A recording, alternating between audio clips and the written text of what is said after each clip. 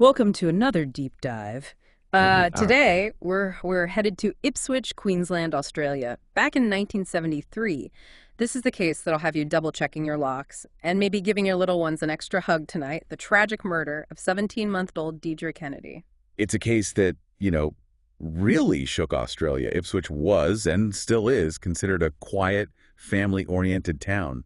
So for something like this to happen, it really hit home for a lot of people. Absolutely. Picture this. A family, the Kennedys, returning from a trip. Tired, but happy to be back in their own beds. But their homecoming turned into a nightmare when they discovered little Deidre was missing from her crib. It's, the kind of scenario that haunts every parent's dreams. And tragically, this wasn't just a bad dream. Deidre's body was found the next morning on the roof of a public toilet block in Limestone Park. The scene was horrific. There were signs of sexual assault, and the cause of death was strangulation. So we're going to be looking at original case materials, court transcripts, and witness statements, really trying to understand what happened to Deidre. But more than that, I think this case has a lot to teach us about how forensic science has evolved, and even about the legal principle of double jeopardy. Yeah, you're right. This case really became a touchstone for legal reform in Australia. But before we get ahead of ourselves, let's go back to the beginning. The discovery of Deidre's body, it just sent shockwaves through the community. Imagine the fear and grief, the urgent need for answers. The police must have been under immense pressure to find the perpetrator. Oh, absolutely. They launched a full-scale investigation. They conducted door-to-door inquiries, collected fingerprints, painstakingly eliminated suspects. No stone was left unturned. One of the details that jumped out early on was Deidre's clothing. She was found wearing a pink pajama top, but was missing her bottoms and nappy. Instead, she'd been dressed in women's underwear, a blue pair of panties, elastic step-ins with suspenders, and a silk half-slip skirt. That's such a chilling detail. It adds this whole other layer of creepiness to an already horrifying situation. Did the police have any leads at that point? Well, a neighbor, Cecil Carroll, had reported seeing someone prowling around the night Deidre disappeared.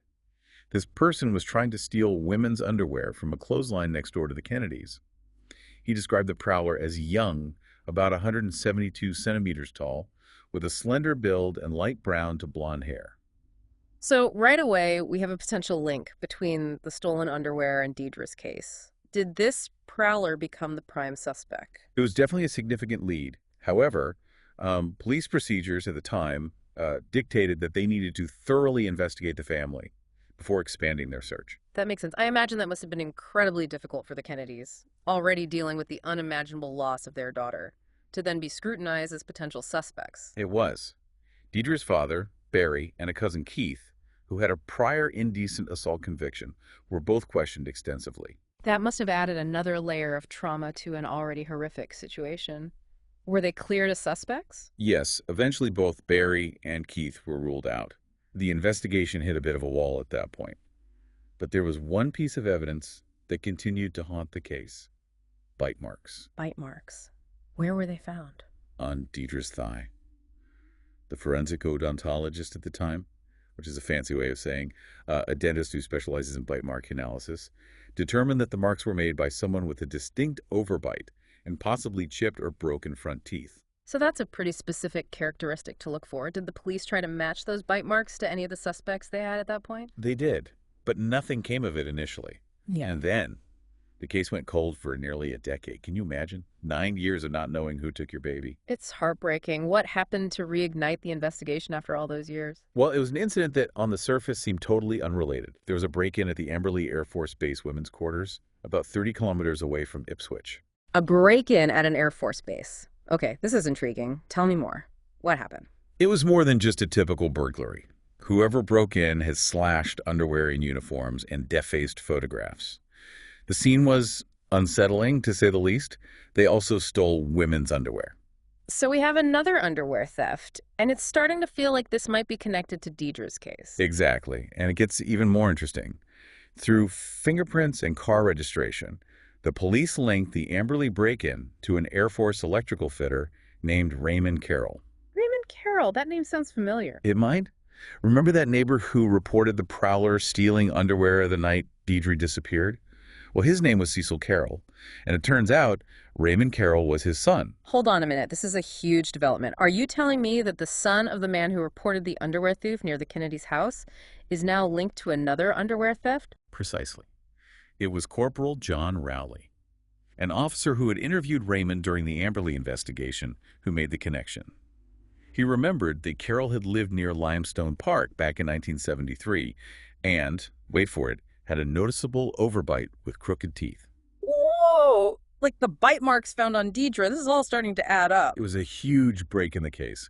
But, of course, investigators needed to build a solid case against Carol before they could bring him to justice. And that, as you can imagine, was no easy feat after so much time had passed. So how did they start piecing together a case against Carol, with so much time having passed and knowing that they needed to be extra thorough? It was a huge challenge. The 1974 floods in Ipswich had destroyed a lot of police records, including those from the initial door knocks in Deidre's case. This made it incredibly difficult to place Carol in Ipswich on the night of Deidre's disappearance. Oh, wow. So even Mother Nature seemed to be working against them. It certainly felt that way. But the investigators were determined. They began by focusing on Carol's alibi. He claimed he was at Air Force training in South Australia at the time of the murder. But as they dug deeper, inconsistencies began to emerge. Okay, so we've got a suspect with a possible connection to the underwear found on Deidre and a shaky alibi. What else did investigators uncover as they dug into Raymond Carroll's life? Well, they spoke to his ex-wife, Joy Myers, and she alleged that Carol had a disturbing habit. He would bite their infant daughter. Oh my gosh, that sends shivers down my spine. Especially considering those bite marks on Deidre. Did they try to compare those bite marks to Carol's teeth? They did. 3 forensic odontologists analyzed the bite marks, comparing them to Carol's dental records from 1973. Even after all that time, the records clearly show that Carol had chipped and broken front teeth, consistent with the marks on Deidre. Wow, so now we have an alleged history of biting children, a shaky alibi, and bite mark evidence. Was this enough to bring Carol to trial? It was. In 1985, 12 years after Deidre's murder, Raymond Carol went on trial for her murder. The prosecution laid out their case, emphasizing the inconsistencies in Carol's alibi, the alleged biting incidents with his daughter, and, of course, the bite mark evidence. It sounds like the prosecution had a pretty strong case. What was the defense's strategy? The defense focused on the fact that a lot of the evidence was circumstantial. They argued there weren't any witnesses who could definitively place Carol in Ipswich at the time of the murder. Plus, after so many years, they pointed out how memories can become unreliable. They also brought up the fact that bite mark analysis was a relatively new science back then, suggesting there was room for error. So you're saying that even though the bite marks seemed to match Carol's teeth, the defense argued that the science behind bite mark analysis wasn't foolproof. Exactly. And it's important to note that over the years, bite mark evidence has become increasingly controversial. Some experts believe it's unreliable, especially in cases where there's a lot of decomposition or bruising, which can distort the marks. So the jury had a lot to weigh right. Circumstantial evidence, a controversial forensic technique, and the weight of a little girl's murder. What was the verdict? After all the evidence was presented and the arguments made, the jury found Raymond Carol guilty of murder. He was sentenced to life in prison. You might think that's where the story ends. But the case of Deedree Kennedy was far from over. There's a twist coming, isn't there? A big one. Carol immediately appealed the conviction. And to everyone's shock, the appeal was successful and the conviction was overturned. He was a free man. Hold on. How could that happen? He was found guilty by a jury. The Court of Criminal Appeal in Queensland agreed with some of the arguments made by the defense. They felt that the prosecution's case relied too heavily on circumstantial evidence, and that there wasn't enough concrete proof that Carol was in Ipswich when Deidre was murdered. So, despite the guilty verdict, Carol was released. What about Deidre's family? How did they react to this? They were devastated, as you can imagine. Deidre's mother, Fay Kennedy, became an outspoken advocate for changes to the double jeopardy laws in Australia. At the time, these laws prevented someone from being tried twice for the same crime, even if new evidence came to light. That must have been incredibly frustrating for Fay and her family to know that even if more evidence against Carol surfaced, he couldn't be retried for Deidre's murder. Exactly. But this case, as tragic as it was, ended up playing a crucial role in changing the legal landscape in Australia. And it all stemmed from advances in forensic science. Okay, tell me more about these advances. Did they uncover anything new in Deidre's case? Remember those bite marks we talked about? Well, with new DNA testing and digital imaging techniques in forensic odontology, they were able to take another look at the evidence. And they found something they hadn't seen before. a second set of fainter bite marks. Wow, there were more bite marks. What did they make of these new marks? The new analysis actually suggested that the initial interpretation of how those bite marks got there was wrong. It appeared that Deidre had been held upside down when she was bitten, not lying down, as initially thought. That's a huge difference. It changes the whole picture of the attack. Yeah, Did they reanalyze the bite marks to see if they still matched Carol? they did. And it reignited the debate about bite mark analysis. Multiple forensic odontologists testified that the bite marks, despite the initial misinterpretation, were still consistent with Carol's teeth. So even with these new technologies, the bite mark evidence was still a key part of the case, but it was controversial. Was there anything else that emerged from these new forensic investigations? Yeah, there was a significant development that came from an unexpected source, a jailhouse informant named Trevor Swift. While incarcerated, Swift claimed that Carol had confessed to him about killing Deidre. A confession. What exactly did Carol allegedly tell Swift? According to Swift, Carol confessed to stealing underwear and coming across an open window where he saw a baby. He then allegedly admitted to abducting, abusing, and strangling Deidre with a pair of pantyhose before leaving her body on the roof of the toilet block. That's horrifying. Yeah. But how reliable was this jailhouse confession? I mean, people in prison have their own motivations, right? That's the big question with jailhouse informants. Their testimony always needs to be scrutinized carefully. Some might be genuinely trying to do the right thing, but others might be looking for reduced sentences or other benefits. In this case, there were definitely concerns about Swift's credibility. So investigators had this potential confession, but they also had to consider the possibility that Swift was manipulating the situation. What did they do with this new information? Could they retry Carol for murder? Unfortunately, because of the double jeopardy laws at the time, they couldn't retry him for murder. But the prosecutors weren't giving up. They found a loophole. Ooh, I love a good loophole. Yep. How did they plan to use this loophole to bring Carol back to court? Remember that during his original trial, Carol testified under oath that he did not kill Deidre. The prosecutors decided to focus on that. They realized if they could prove that Carol had lied under oath during his testimony, they could charge him with perjury, which means lying under oath. That's clever. So instead of retrying him for murder, they went after him for lying about the murder. Exactly. And that's what led to the perjury trial in 2000. It was a chance, even if it wasn't for the original crime, to hold Carol accountable. Okay, so 2000, that's 27 years after Deidre's murder. This case was truly gripping Australia. What happened at the perjury trial? What evidence did the prosecution present? Well, they had Swift's jailhouse confession, of course, but they also uncovered another piece of evidence, testimony from Carol's ex-girlfriend, Desley Hill. Okay, what did this ex-girlfriend have to say? Desley claimed that Carol had visited her in Queensland the day after Deidre was murdered. She specifically remembered a news bulletin about Deidre's death coming on the TV while Carol was at her place. That would completely contradict Carol's alibi that he was in South Australia. If true, this would put him right in the area at the time of the murder. Did her testimony hold up under scrutiny? The defense, as you'd expect, challenged Hill's memory. They pointed out inconsistencies in her timeline and argued that based on other evidence, like the birth date of Hill's daughter, she couldn't have been seeing Carol when she claimed. It sounds like a classic he said, she said situation. Difficult to determine who was telling the truth after all this time. Was there anything else that helped the prosecution's case? Remember those reanalyzed bite marks? They became a central piece of evidence once again. The prosecution argued that even with the new understanding of their orientation, they still strongly supported their case. So we have the jailhouse confession, the ex-girlfriend's testimony placing Carol in Queensland, and the bite mark evidence. How did the defense respond to all of this?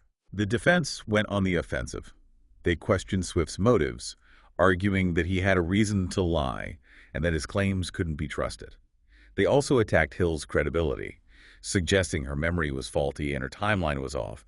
And of course, they continued to challenge the reliability of bite mark analysis, casting doubt on the expert interpretations and the accuracy of the digital imaging techniques. It sounds like an incredibly complex trial, full of conflicting accounts and interpretations of the evidence. What was the jury's verdict? After 18 long days of deliberations, the jury returned with their verdict: guilty. Raymond Carol was found guilty of perjury and sentenced to the maximum 14 years in prison. So a second guilty verdict. Was this finally justice for Deidre and her family? You'd think so, wouldn't you? But this case had one more twist in store. Oh no, don't tell me another appeal. Yes, Carol appealed the conviction, And once again, his appeal was successful. The Court of Appeal deemed the trial to be an abuse of process and overturned the conviction. Carol was, once again, a free man. This is unbelievable. How could this happen after two separate juries found him guilty? What were the judge's reasons for overturning the conviction? The appeal judges had some major concerns about the evidence presented at the perjury trial. They particularly took issue with Swift's jailhouse confession, pointing out that Carol and Swift were only in the same prison for less than 24 hours, not nearly enough time for the alleged conversations to have taken place. They also deemed Hill's testimony to be unreliable, citing the inconsistencies and the challenges to her timeline. So all those years, all that effort to bring Carol back to court, and it still wasn't enough to get a conviction that would stick. How did Deidre's family cope with this final blow? They were devastated, of course. It was a bitter pill to swallow, especially for Fay Kennedy, who had fought so hard to see this day in court. It seemed like the justice system had failed them, twice. But Fay refused to give up. She was determined to make sure no other family would have to endure the same pain and frustration. That's where Deedree's law comes in, right? It's a law named after Deidre that was passed in Queensland. Tell me more about this law. You're exactly right. Fay Kennedy channeled her grief and anger into action. She became a tireless advocate for changes to Queensland's double jeopardy laws. She worked tirelessly with politicians, spoke to the media, and rallied public support, all with the goal of ensuring that advances in forensic science could be used to bring perpetrators to justice, even in cases that had already been tried. What a powerful story of resilience and determination. So what exactly does Deidre's law change about the legal system in Queensland? Deidre's law allows for retrials in cases where there is fresh and compelling new evidence, even if the accused has been previously acquitted. This means that cases like Deidre's, where new forensic techniques or evidence comes to light, can be revisited. That's such a significant change. Thanks to Fay Kennedy's unwavering commitment, the law now has the power to adapt to advancements in science and technology. It's a bittersweet victory, though, isn't it? It is. While it couldn't bring Deidre back or lead to a retrial in her case, Deidre's law gave hope to other families seeking justice in unsolved cases. It's a legacy that extends far beyond Deidre's tragic story. It's a reminder that sometimes, even in the face of unimaginable loss, one person's fight for justice can create lasting change. It's inspiring. But even with this glimmer of hope, this case has been full of tragedy. Did anything else happen in relation to Deidre's case? Tragically, yes. In 2010, Deidre's memory chest was stolen from Fay's home. You're kidding. What was in the memory chest? It contained some of Fay's most treasured possessions, Deidre's ashes, photos, and other mementos. It was a devastating blow for Fay, adding another layer of pain to an already unbearable situation. And to this day, the theft remains unsolved. This case is truly one of the most heartbreaking and frustrating I've ever encountered. It highlights the limits of memory, the complexities of evidence, and the constant struggle to balance the rights of the accused with the pursuit of justice for victims. It also underscores the rapid evolution of forensic science. DNA testing, digital imaging, advances in bite mark analysis. These tools have the potential to solve crimes, but they also introduce new challenges and complexities. The legal system is constantly trying to catch up. Deidre's case is a stark reminder that the pursuit of justice is rarely a straight line. And while the fight for Deidre's law was a victory in its own right, it couldn't rewrite the past or bring back the irreplaceable. Absolutely. And this case really highlights how advancements in forensic science can be both a blessing and a curse. On the one hand, they offer hope for solving crimes that might have gone unsolved years ago, but on the other hand, they can raise new questions and complexities. Think about those bite marks in Deidre's case. The initial analysis seemed to point toward Carol, but then the reanalysis with newer technology suggested the bite marks were made differently than first thought. Yet, experts still believe they matched Carol. It makes you wonder, what if those new technologies hadn't been available? Would Carol have served a life sentence based on the initial bite mark analysis? It's a chilling thought. It really is. Yeah. And it raises important questions about how we interpret and rely on scientific evidence. It's a reminder that science is constantly evolving. What we believe to be true today might be challenged or even debunked tomorrow. It underscores the importance of constantly questioning and reevaluating evidence, especially as technology advances, and it makes you think about the role of doubt in the legal system. It's better for a guilty person to go free than for an innocent person to be wrongly convicted. Right, Gap. That's the foundation of our legal system. But cases like this show how difficult it can be to achieve that balance. When you have limited evidence, conflicting testimony, and evolving scientific understanding, it's a real challenge to determine guilt beyond a reasonable doubt. And when you add in the human element, the grief, the anger, the desire for closure, it becomes even more complicated. Think about Fay Kennedy's tireless fight for justice. It's a reminder that for the families of victims, this isn't just an abstract legal case, it's their lives, their loved ones. The emotional toll is unimaginable. Absolutely. This case isn't just about legal arguments and forensic evidence. It's about a little girl whose life was tragically cut short and a family that has endured decades of pain and uncertainty. The theft of Deedree's memory chest, with her ashes and mementos, is a particularly cruel twist. It's like being victimized all over again. You have to wonder, was that theft somehow connected to the original case? Was it someone trying to taunt the family or perhaps even destroy evidence? Or was it just a random act of cruelty adding insult to injury? It's impossible to know for sure, and I think that's part of what makes this case so haunting. There are so many unanswered questions. So much unknown. We've gone through the evidence, the trials, the appeals, but we're still left with a sense of unease. It's a reminder that sometimes, despite our best efforts, we may never have all the answers. What I find particularly fascinating is how this case, which started in a small town in Australia, has had such a lasting impact. Deedree's law changed the legal landscape, not just in Queensland, but across Australia, prompting other states to re-examine their double jeopardy laws. It speaks to the power of one person's determination to create change, even in the face of overwhelming tragedy. Fay Kennedy's advocacy sparked a national conversation about double jeopardy and how the legal system can adapt to advances in forensic science. And it wasn't just a legal debate. This case captivated the public's attention for decades. People followed the twists and turns, debated the evidence, and formed their own opinions about Carol's guilt or innocence.